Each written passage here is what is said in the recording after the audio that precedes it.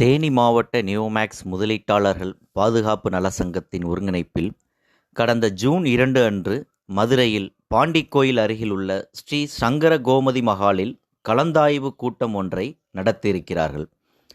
தமிழகம் முழுவதிலும் இருந்து வந்திருந்த நியோமேக்ஸ் நிறுவனத்தால் பாதிக்கப்பட்டவர்கள் இந்த கூட்டத்தில் பங்கேற்றனர். குறிப்பாக மதுரை பொருளாதார குற்றப்பிரிவு போலீசில் புகார் அளித்தவர்கள் மட்டுமே பங்கேற்கும் வகையில் இந்த கூட்டத்தை ஏற்பாடு செய்திருந்தார்கள்.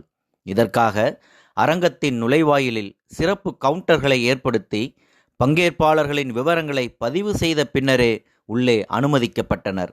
நபர் ஒருவருக்கு ரூபாய் 500 கட்டணம் செலுத்த வேண்டும் என்பதோடு தேனி மாவட்ட நியோமேக்ஸ் முதலீட்டாளர்கள் பாதுகாப்பு நலச்சங்கத்தின் முடிவுகளுக்கு கட்டுப்படுவதாக உத்தரவாத படிவத்தில் கையெழுத்தை பெற்றுக்கொண்டே அனுமதித்தனர்.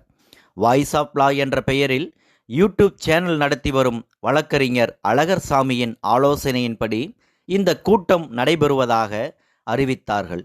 நியோமேக்ஸில் முதலீடு செய்து ஏமாற்றப்பட்ட ஓய்வு பெற்ற முன்னாள் நீதிபதி உள்ளிட்டு உயர் அதிகாரிகளாக இருந்து ஓய்வு பெற்ற பலரும் பங்கேற்றிருந்தனர்.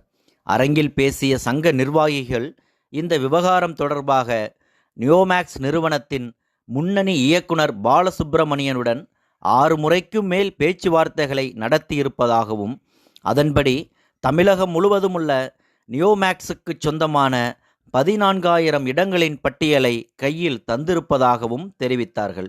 இப்போதைய சூழலில் நியோமேக்ஸ் நிறுவனத்திடமிருந்து பணமாக பெறுவது என்பது ஆகாத காரியம்.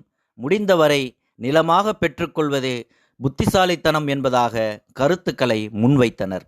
ஏற்கனவே நியோமேக்ஸ் நிறுவனத்திற்கு எதிராக பாதிக்கப்பட்டவர்கள் பலரும் பல்வேறு கோரிக்கைகளுடன் தொடுத்த பல வழக்குகள் மதுரை உயர்நீதிமன்ற கிளையில் நிலுவையில் இருக்கிறது.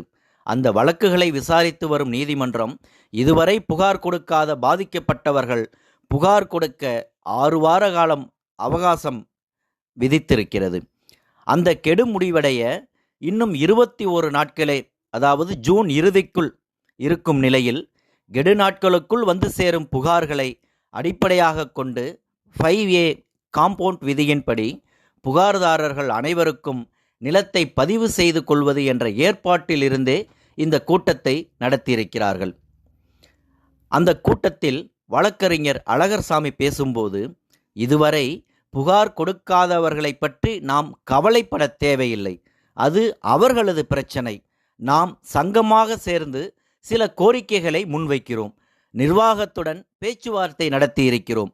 ஆர்டிஓவிடமும் பேசியிருக்கிறோம்.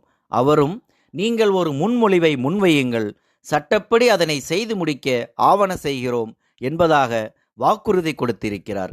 பணமாக பெறுவதென்றால் நியோமேக்ஸுக்கு சொந்தமான மொத்த இடங்களையும் அடையாளம் காண வேண்டும். அதன் பிறகு அதனை அரசு சொத்தாக மாற்ற வேண்டும்.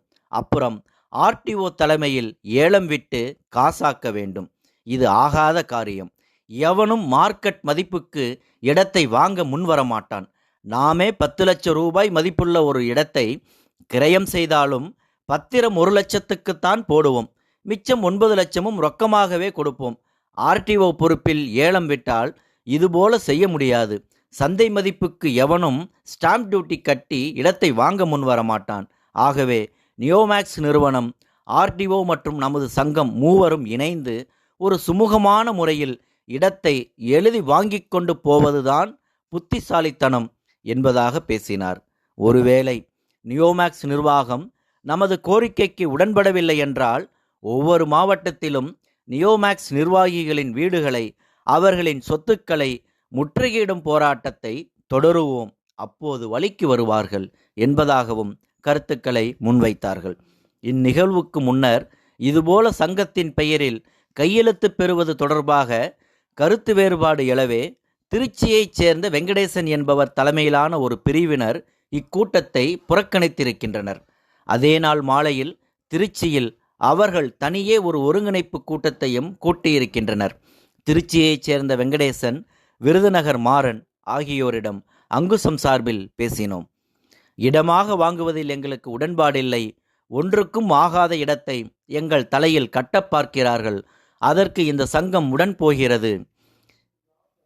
சென்னை அருகில் நியோமேக்ஸுக்கு சொந்தமான ஒரு இடத்தை காட்டினார்கள். வெளியாட்கள் வாங்கினால் சதுர அடி 900 ரூபாயாம். அதே நியோமேக்ஸால் நொந்து நூடுல்ஸான நாங்கள் வாங்கினால் 1200 ரூபாயாம். ஆனால் பக்கத்தில் விசாரித்தால் சதுர அடி 600க்குத்தான் போகிறது என்கிறார்கள். 600 ரூபாய் இடத்தை 1200 ரூபாய் என்பதாக காட்டி தலையில் கட்ட பார்க்கிறார்கள். இவர்கள் கொடுத்துள்ள பட்டியல் கூட ஒன்றுக்கும் ஆகாத இடங்கள்தான். முக்கியமான இடங்களையெல்லாம் வெளியிடவே இல்லை, பதுக்கிவிட்டார்கள். அடுத்து பத்திர செலவு செய்து அந்த இடத்தை வாங்க வேண்டுமா? ஏற்கனவே பிள்ளைகளின் கல்விச் செலவு, திருமணச் செலவு, இஎம்ஐ, வட்டி கட்டுவது என பல பண தேவைகளை எதிர்கொண்டு இருக்கிறோம். இந்நிலையில் எங்களுக்கு பணமாக கிடைத்தால்தான் தீர்வாக இருக்கும். இவர்களிடம் இடத்தை வாங்கிக் கொண்டு அதை எப்போது விற்று காசாக்குவது? எப்படியோ இந்த பிரச்சனையிலிருந்து விடுபட வேண்டும் என்ற நோக்கில் இப்படி செய்கிறார்கள் என்கிறார்கள். இதற்கிடையில் தேனி மாவட்ட நியோமேக்ஸ் முதலீட்டாளர்கள் பாதுகாப்பு நலச்சங்கத்தின் ஒருங்கிணைப்பாளர்களுள் ஒருவராக இருந்த திருச்சியைச் சேர்ந்த முத்துக்குமரன் என்பவரை அந்த பொறுப்புகளிலிருந்து கலட்டி விட்டதாக சொல்கிறார்கள்.